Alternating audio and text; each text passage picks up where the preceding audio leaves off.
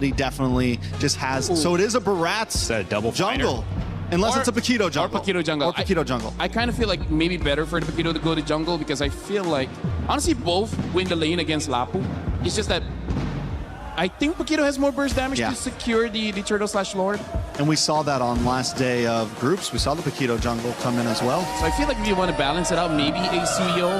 Because I think the Ling is going to be pretty difficult for this one, right? If it's not the CEO, if they want to go utility, then maybe the Akai. But they have played Akai. They have played Akai before. It's a win and a loss, but they played it on Roam. But because that's a Valentina, I think there would be a bit of a hesitation there. The Ling has been successful. They've played it once, they've won once. But going into this lineup, you feel the hesitation, and it gets us a unique hero, baby. This. Okay, what are we feeling? So let's talk about this. The Joy has enough iframes to actually go in the goal away of Melissa and possibly one-shot her. Everyone else get 91. Thank you so much. We're jumping into our very first series. Me and Brig are here to catch it all. We got Vitality on the blue side facing up against the Falcons on the red. And immediately, we already see the openers from both sides. The draft has been particularly interesting. This is the first time we are seeing Joy here and now in this game. It's a Paquito versus a Joy in the jungle.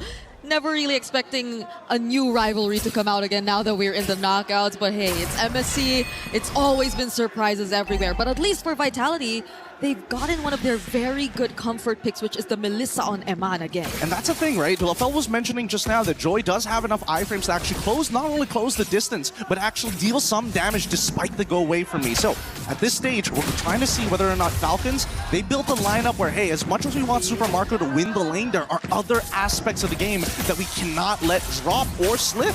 Yeah, because especially when it comes to the objectives, right? I mean, you already were thinking twice about the Akai pickup because of the presence of a Valentina, yes, but also the Barat. So what are the guarantees that whoever jungler you pick up would not face the exact same struggles going up against the Barats, Paquito, and a Valentina? Oh, not to mention the Minotaur even. So like objective picks seem to be a bit of an advantage for Vitality, at least in the early to mid stages of the game. I would imagine that Falcons would just have to look to play for picks, right? And initially I was thinking maybe Hayabusa along the sides of the Joy as well, but I think Joy just a little bit more concentrated on the targets they want to go for rather than you just leaving it up to chance with the Hayabusa. This time around, Shogun is still going to be a pretty big problem. Not only is he winning in the lane, but more importantly, the neutrals is going to be hard. Oh, this is dangerous for him. Iman's side. Oh, whoa, whoa. Could have the Clint been an answer to the Melissa all along. Flap going in with the bravest fighter, zoning out the members of Vitality.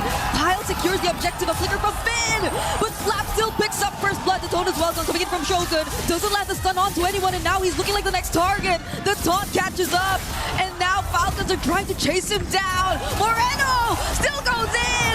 He will try to find the trade. Nile picks it up, but Falcons, they're not gonna fight. No, they can't go for any more than this. Not enough cooldowns on Nile to actually chain it together. So far, so good. It's one-to-one trade-off so far, and man, let's look at this replay one more time, because again, this matchup down by the bot lane really depends on the positioning of Iman. If he runs out of that traditional front-to-back, he will lose, but keep in mind that even for Lapu, there was no need for him to flicker into that, right? He's so deep in the sauce, can't seem to get out afterwards unless he was looking to try and maybe get the bravest fighter off of cooldown as soon as he's done, and even then, it's too early to say.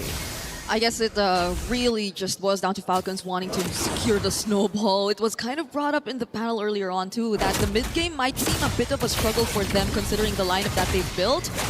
We're looking at another replay here. Just the casual purple steal in front of Nile's face, you know? Just the good old from Kyle as they're looking for another kill here as Ogren able to snatch one.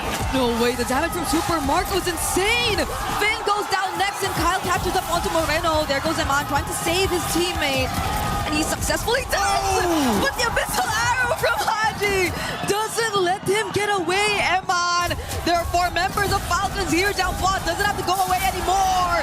And Kyle will just pick up the kill! This is snowballed into a pretty huge lead for the Falcons side. One bad fight taken, resulting in a dive on bot side. Everything that they wanted to get, and more has been taken. Well, that and Super Marco not getting the kill. He's got 4 assists in his back. He even flickered for it. So, you know, Haji, yo, KDA machine, calm down. I need the money, sir. Please. Yeah, I imagine this is exactly what Falcons wanted, and they already have that 3K goal lead, which is really great. If the second turtle still goes over to their side, Vitality, what we were expecting for them in terms of objectives might not happen anymore. No! He just stole away that objective from Falcons! Now it's Flap all alone in the middle of 4 members. The Minoan Fury already casted, still catches on to Flap. Now picks up another kill. Kyle with the electrifying beat! But he gets stunned by the bravest fighter, Landshaker, copied by Moreno! Yeah, what did I say? What did I say? First person who flickers, generally, if we don't see a kill, you're going to get traded out. Both of these teams aren't missing any of the punches. They're trying to slip as many as they can. Let's look at the replay one more time, because in moments like this, you would have imagined, okay, the fight's already over. Finn flickers forward, but guess what? Moreno, he's still watching, and it actually extends the lead further. I think at that point, Kyle should have just decided we got to back off here. But that's the scary part in these types of drafts. Giving away a trade could lead into a bigger snowball, and that's why you see that both sides are so eager to trade 1-for-1 every single time. Such a good steal, though. I'm still not over it. I don't think, and I couldn't really imagine that he was actually within retribution range. But now just punched forward and actually got it away from Team Falcons. Now it's Vitality. That 2 or almost 3K goldie we saw earlier is now cut to half. So I think we're sort of even all over again across the map. But hey, Shogun! Whoa! Actually decides to go for Ogwen. Is that the choice that they actually want?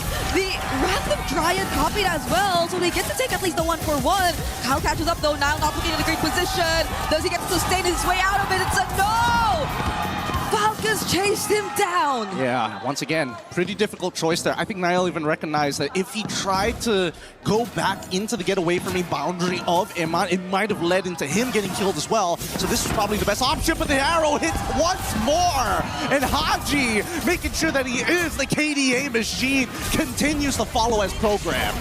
That's a crazy combo. Okay, maybe that's where the burst is gonna come from after all. You know, it's the Selena and the Clint, who had a very decent lane. He did mention it was 004 earlier, now it's 007. So I think there's been very decent skill participation over to Super Marco's side. But he is a threat that has yet to be shut down by Vitality. He's so well farmed on this Clint, currently 2 levels ahead of Eman. Let's also not forget about Kyle, who's actually making a lot of these motions happen in the first place. Like Ogwen, it's pretty straightforward. He's just got to chain that CC, but who gets that initiation? Who is able to kind of get all the spells out of their opponents? And I think Kyle has done a phenomenal job as of yet. Now, cutting back over to Niall, right? Sky Piercer as second item, pretty dangerous. He's 4-2-0, which is already great, but how many fights will he find despite the 3.2k lead that Falcons have developed, right? And the majority of that lead actually is on Super Marco. Yeah, because I think that fight earlier was started by Vitality, but it was Falcon actually winning it out off of that decision to try and burst down Ogwen, which I think they failed to actually achieve. Another Abyssal Arrow, gotta dodge that.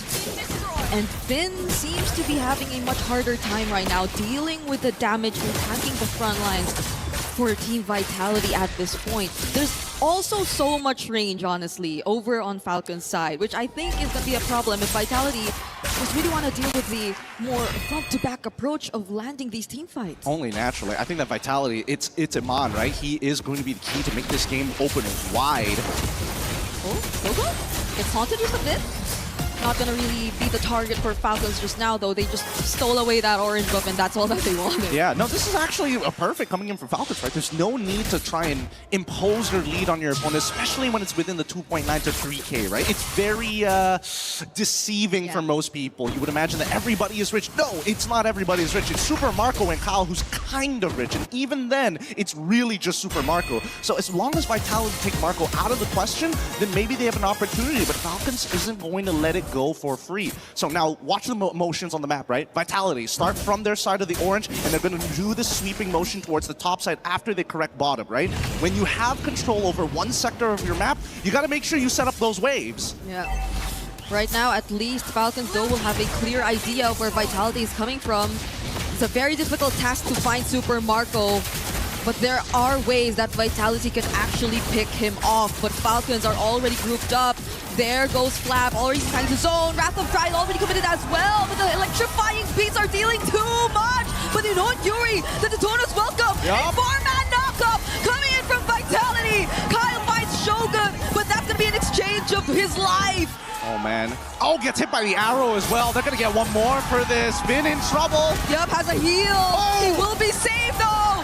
But Flap finds the kill still, and Super Marco 2 picking off Nile. Man, this has got to be really frustrating for Vitality. A great engagement. They found everything that they were looking for. It's just unfortunate that Iman, he's not really the finisher here. It's supposed to be Nile, but he was the one taking so much damage. Look, Nile already with the empowered, with his empowered champion stance, he got the damage reduction and then realizes, I need to get back into the fight. But since he doesn't have Flicker, he can't close the distance as quickly as you would expect a Paquito EXP. So really, it's on Iman to get those big chunks in these fights and then look for Nile to actually try and clean it up, because nobody else on their side can do it other than maybe Moreno if he steals the bravest fighter. Yeah, but honestly, the amount of disruption and formation-breaking heroes that are present in the lineup of Team Falcons are just not making it easy for Eman to do his job, nor even place Muddles in a perfect position to at least force Falcons to be a bit more 50-50 about the team fights that they actually want to take, and now they're on the verge of just losing out on more and more structures.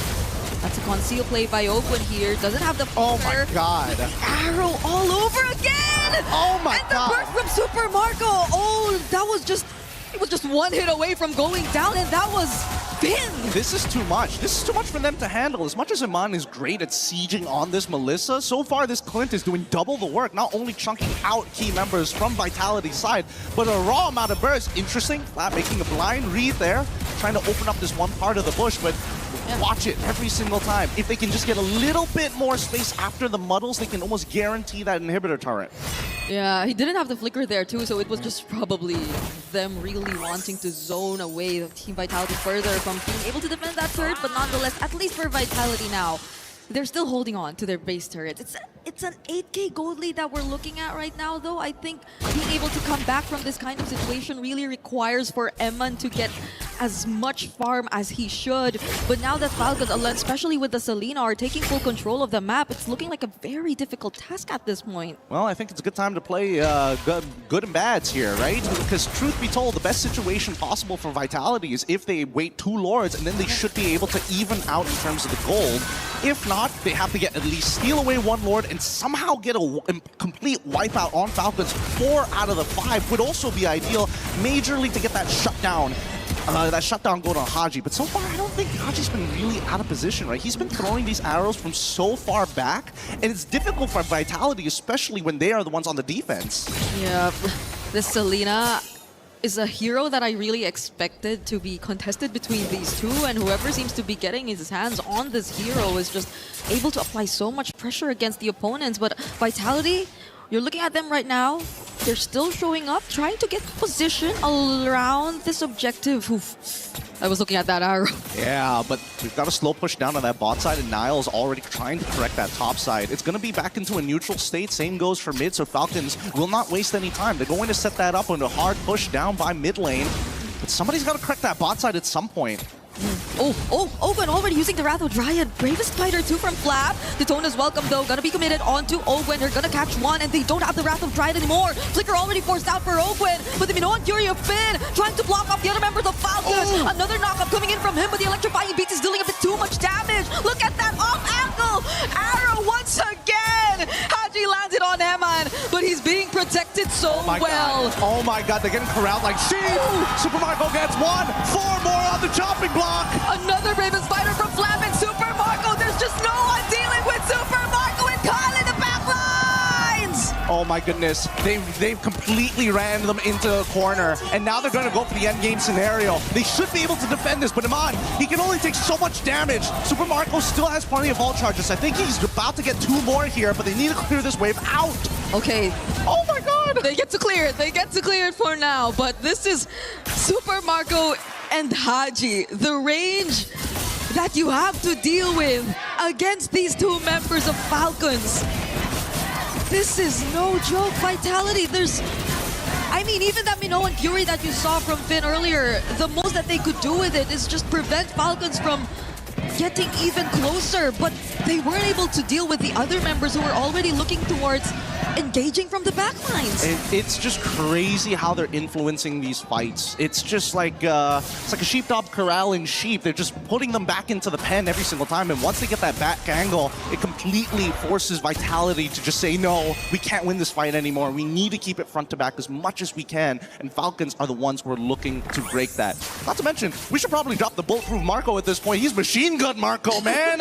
He's machine gun Marco with Ballista Haji in the back. Being able to siege them down from underneath the turrets is crazy. Whoa, that was also the great Dragon Spear pickup for Super Marco, as we got to see in the items.